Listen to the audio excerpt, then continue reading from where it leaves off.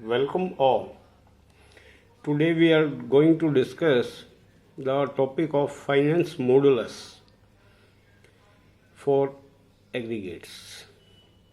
तो सबसे पहले ज़रूरी है कि फाइनेंस मॉडुलस को डिफाइन किया जाए. तो what is finance modulus? Fineness modulus is a index number which indicates whether an aggregate under test is coarser or finer.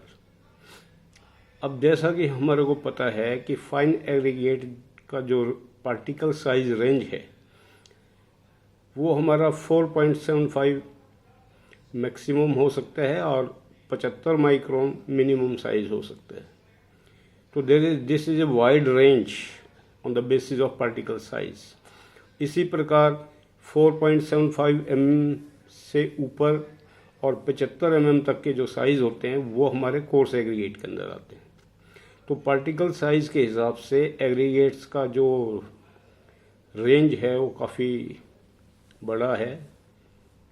इसलिए हमारे लिए ज़रूरी हो जाता है कि कोई भी एग्रीगेट वो फाइन है या कोर्स है उसके लिए हम ये देखें कि वो फाइन एग्रीगेट है तो उसमें फाइन पार्टिकल्स की मेजॉरिटी है या कोर्स पार्टिकल्स की मेजॉरिटी है. तो उस चीज़ को देखने के लिए हम क्या करते हैं, फाइनेंस मॉडुलस टेस्ट करते हैं. जैसे हम सैंड की ही बात करें तो सैंड के अंदर मिनिमम साइज़ हमारा होगा 75 माइक्रोन और मैक्सिमम हमारा साइज़ होगा 4.75 mm. तो इस बीच में जो सैंड पार्टिकल्स होंगे वो फाइन से लेके कोर्स तक जाएंगे. अब जो हमारे पास सैंपल है वो फाइन सैंपल है या हमारा कोर्सर सैंपल है, वो जो फाइनेंस मॉडुलस की वैल्यू आएगी उसके ऊपर डिपेंड करेगा. तो हम कह सकते हैं जो फाइनेंस मॉडुलस है it is indicator of the size of aggregate, whether the aggregate is on coarser side or on finer side. तो इस फाइनेंस मॉडुलस को एक टूल के रूप में हम यूज़ कर सकते हैं जिससे कि हमारे को इन जनरल एग्रीगेट का पता चलेगा कि एग्रीगेट हमारा मोटा है या हमारा एग्रीगेट बारीक है. और it also gives an idea about the mean size of the aggregate present in the whole body of aggregate. तो मैथमेटिकली हम बात करें तो what is fineness modulus? Fineness modulus is equal to the cumulative sum of percentage weight retained on various sieves divided by 100. तो ये एक हमारा index number आ जाएगा. हम क्या करते हैं कि जिस एग्रीगेट का अपने फाइनेंस मॉडुलस निकालना है उसको हम सेट ऑफ सीव्स में से छानेंगे और छानने के बाद हर एक सीव के ऊपर जो वेट रिटेन होगा उससे हम कॉमुलेटिव वेट रिटेन निकाल लेंगे और फिर कॉमुलेटिव परसेंटेज वेट निकाल लेंगे और फिर उन सब का सम करेंगे, उसको 100 से डिवाइड करेंगे तो जो वैल्यू आएगी हमारे की उसको हम बोलते हैं फाइनेंस मॉडुलस. तो अगर फाइनेंस मॉडुलस की वैल्यू हमारी ज़्यादा आती है इसका सीधा सा मतलब है कि जो एग्रीगेट का सैंपल है हमारा वो कोर्सर मटेरियल्स का है. दूसरी तरफ अगर फाइनेंस मॉडुलस की वैल्यू कम आती है इसका मतलब जो हमारा एग्रीगेट का सैंपल है वो हमारा उसमें फाइन मटेरियल्स की मेजॉरिटी है. अब फाइनेंस मॉडुलस निकालने के लिए हम जो सेट ऑफ सीव्स रखते हैं, जो स्टैंडर्ड सीव्स हैं जो हम इसके अंदर यूज़ करते हैं वो है एग्रीगेट के हिसाब से. जैसे कि हम कोर्स एग्रीगेट की बात करेंगे तो उसमें सीव्स हमारा जो हम रखेंगे वो होंगी 80 mm, 40 mm, 20 mm, 10 mm, 4.75 mm. ये हमारा रेंज रहेगा सेट ऑफ सीव्स का.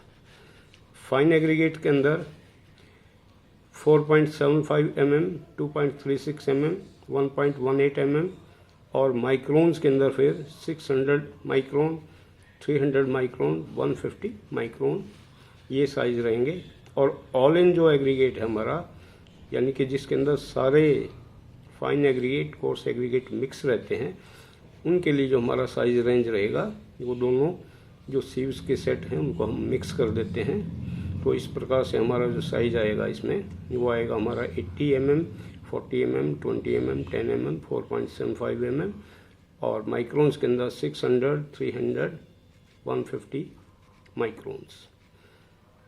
तो हायर जो होती है FM की वैल्यू, तो वो शो करती है कि उस सैंपल के अंदर बड़े पार्टिकल्स की मेजॉरिटी ज़्यादा है।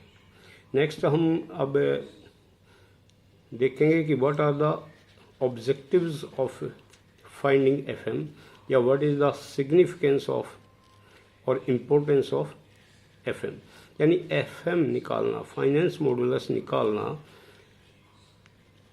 किस प्रकार से यूज़फुल है या इसका क्या इम्पोर्टेंस है। तो इसके लिए हम क्या करते हैं, क्या क्या हमारे ऑब्जेक्टिव हो सकते हैं। एक ऑब्जेक्टिव हमारा ये है कि फाइनेंस मॉडुलस के बेसिस पे we can do the grading of aggregate for getting required strength and workability at optimum quantity of cement. मतलब एग्रीगेट्स को हम फाइनेंस मॉडुलस की वैल्यू के आधार पर हम ग्रेडिंग कर सकते हैं कि किस एग्रीगेट से हमारे को मैक्सिमम स्ट्रेंथ और वर्केबिलिटी मिलेगी by using optimum quantity of cement. Second है, इससे हमारे को ये पता चलता है कि अगर फाइनेंस मॉडुलस की वैल्यू ज़्यादा है तो वो सीधा सा मतलब है मिक्स के अंदर कोर्स मटेरियल्स की मेजॉरिटी होगी, और कोर्स मटेरियल्स की अगर मिक्स में मेजॉरिटी होगी तो it will cause A harsh mix. Harsh mix हमारे को मिलेगा। Harsh mix means the mix will provide harshness, और हार्शनेस एक ऐसी प्रॉपर्टी है जिससे कि हम जो फिनिशिंग ऑपरेशंस हैं वो प्रॉपरली नहीं कर पाते। दूसरा एक इसका यूज़ है कि अगर फाइनेंस मॉडुलस की वैल्यू कम आती है तो उसकी वजह से क्या होता है कि मिक्स हमारा अनइकोनॉमिकल हो जाता है, क्योंकि अगर फाइनेंस मॉडुलस हमारी वैल्यू कम है it means the mix is having more fine particles, और फाइन पार्टिकल्स को फिर सीमेंट की कोटिंग देने के लिए we have to use more water cement paste. इसी प्रकार जो कोर्स एग्रीगेट हैं या अगर कोर्सर फाइनेंस मॉडुलस है तो उस केस में उनको कम वाटर सीमेंट रेशियो की जरूरत होती है। जितने कोर्स एग्रीगेट होंगे, जितना कोर्सर साइड में होगा हमारा फाइनेंस मॉडुलस, तो it will require less water cement ratio for producing the same workable mix. एक इम्पोर्टेंट इंडिकेशन फाइनेंस मॉडुलस हमारे को देता है कि अगर साइट के ऊपर जो हम एग्रीगेट यूज़ कर रहे हैं और उस एग्रीगेट को यूज़ करते समय जब हम fineness modulus time to time निकालते रहते हैं और आपको लगे कि फाइनेंस मॉडुलस की जो वैल्यू है वो बार बार चेंज हो रही है, तो अगर वैल्यू उसकी बार बार चेंज हो रही है तो that will show that there is some change in the quality of the work which is going on. क्योंकि जो फाइनेंस मॉडुलस जो होता है फाइन एग्रीगेट के लिए उसका रेंज हमारा होता है 2.2 से 3.5, और फाइनेंस मॉडुलस होता है कोर्स का 5.5 to 8, और finance modulus for all in aggregate is 3.5 to 6.5। तो इस प्रकार से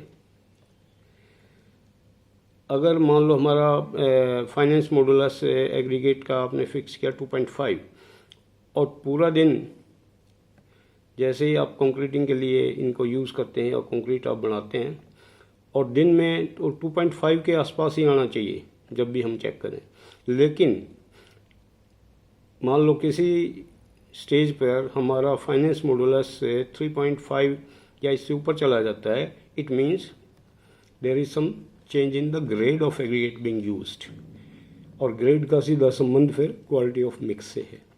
तो any change in fineness modulus it will indicate that there is some variation in the aggregate.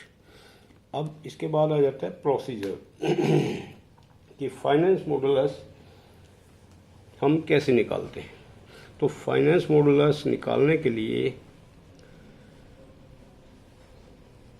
जो हमारे पास जो स्टेप्स हैं उसके लिए हम क्या करेंगे, सबसे पहला काम क्या है हमारा कि एक रिप्रेजेंटेटिव साइज ऑफ सैंपल तैयार करना।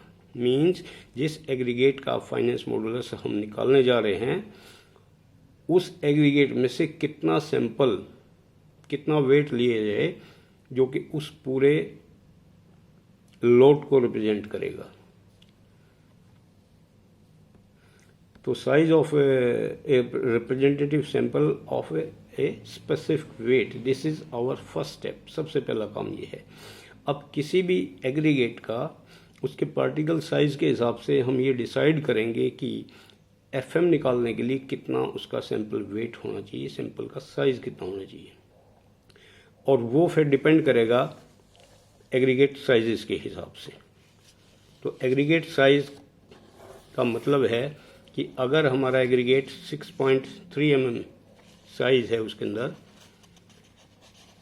363 mm साइज मीन्स कि सब्सटेंशियल अमाउंट है बड़े साइज के एग्रीगेट्स, तो वहाँ पर हम मिनिमम जो वेट लेंगे सीविंग के लिए सैंपल का, वो हम 50 किलो सैंपल का एफएम निकाल लेंगे। इसी तरह अगर हमारा साइज है 42 31.5 mm के बीच में, तो यहाँ हम 15 kg लेंगे। तो दीज आर स्टैंडर्ड वैल्यूज़। इसी तरह 25 mm है तो वहाँ 5 किलोग्राम लेंगे, और 20 से या 16 mm का साइज़ है हमारे पास तो हम लेंगे 2 kg sample. 12.5 mm size aggregate का है मैक्सिमम, तो वहाँ 1 किलोग्राम लेंगे, और इसी प्रकार 4.75 mm है तो वहाँ पर 0.2 kg, और 2.36 है तो 0.2 kg। तो इस प्रकार से पहला हमारा स्टेप हो गया कि हमने उसका साइज जो है फिक्स कर लिया। What should be the size of the sample और a representative sample to be taken for finding FM. अब सेकंड स्टेप के अंदर क्या करेंगे, हम जो भी वेट आपने लिया है वो हमारा होना चाहिए ड्राई वेट।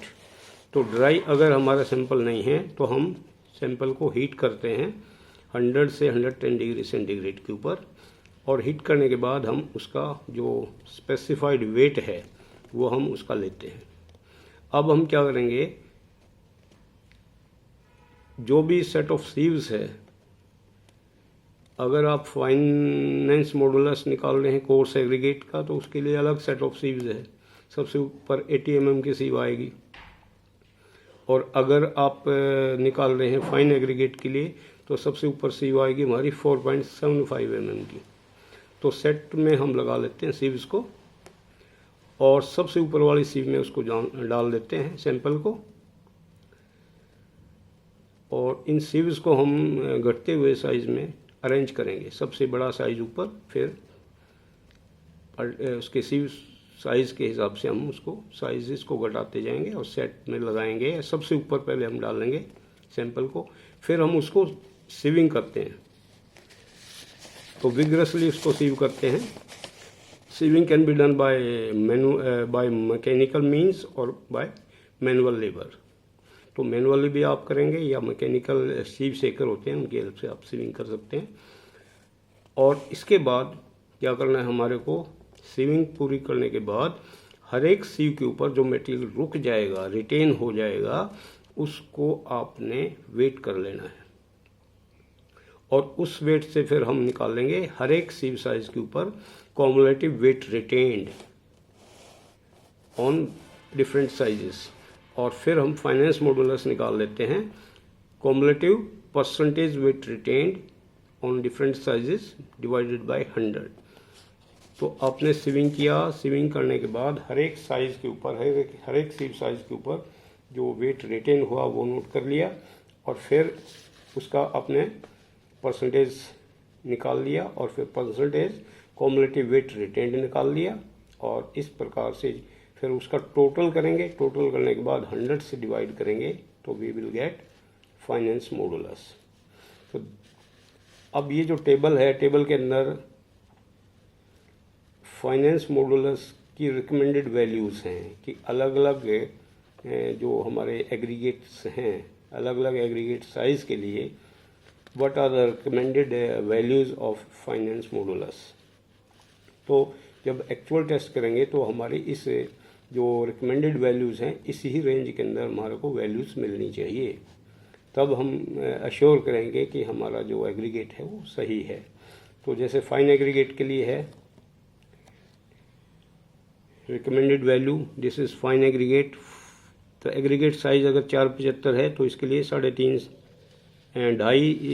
से लेकर के और 3 तक हो सकता है आपका, 2.5 मिनिमम, मैक्सिमम 3.5 और 3।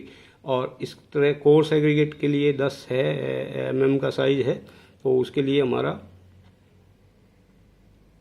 3 is minimum and 3 point is maximum recommended value for जो है अपना फाइनेंस मॉडुलस। इसी प्रकार कोर्स एग्रीगेट 20 mm का है तो उसके लिए 6 एंड 6.9, 40 mm है तो 6.9 एंड 7.5, 63 है तो उसके लिए 7.5 और मैक्सिमम इज समवट 8। इसी तरह ऑल इन एग्रीगेट में हम दो साइज आमतौर पर लेते हैं, 20 और 25। 20 के लिए 4.8 मिनिमम, मैक्सिमम 5.1, 25 के लिए 5.1 और मैक्सिमम इज 5.5।